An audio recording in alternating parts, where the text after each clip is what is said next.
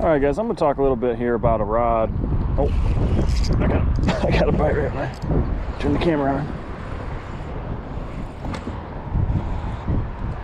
I don't even know what it is. Decent little largemouth there.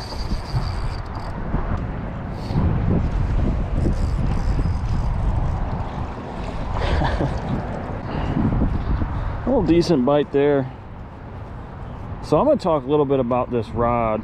It's something I think is missing in a lot of people's wheelhouse is a 7.5 foot heavy, medium heavy spinning rod. So the 764, it's a really good tube cracker. You see you got about 4 guides of backbone, good low down there at towards the end. It's definitely a little bit on the faster side, but I mean with this spinning rod, is not super light, weightless bait kind of deal. This is a just an absolute perfect setup for these micro jigs. This is that missile with a bomb shot on it, but it fishes the 764 fishes the Stratic really well too. The 3000, obviously it'll fish any reel fine, but the 3000 really balances well. Comes with a full cork, which I've said in reviews of other rods is definitely my preferred. EVA is cool, but I don't know, I grew up fishing cork, so if it ain't broke. So there's 2 things you're getting with the Champion Extreme 764 like I have here.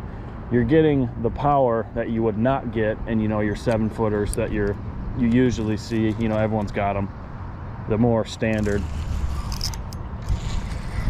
Man, they're getting down on this stretch over here. It's my second walleye of the day.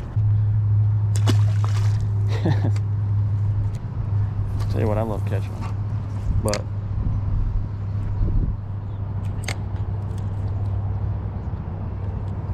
two things, circle back before that fish interrupted me. You're getting the power you would not get in a shorter rod, especially if you live up north, or I guess you don't have to, but if you're a tube cracker, bouncing your slack, fishing a heavier tube, open hook style baits such as the micro jig. And the other thing you get is you get the sensitivity with the Champion Extreme. A lot of this micro jig fishing, shaky heads, the same kind of thing. Sometimes you're just getting pressure bites and they're swimming with it. I mean, you can be slacked.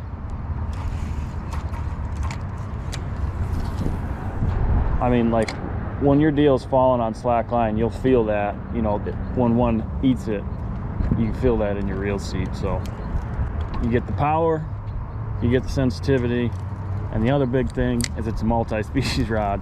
When you get a spinning rod like this, like I live up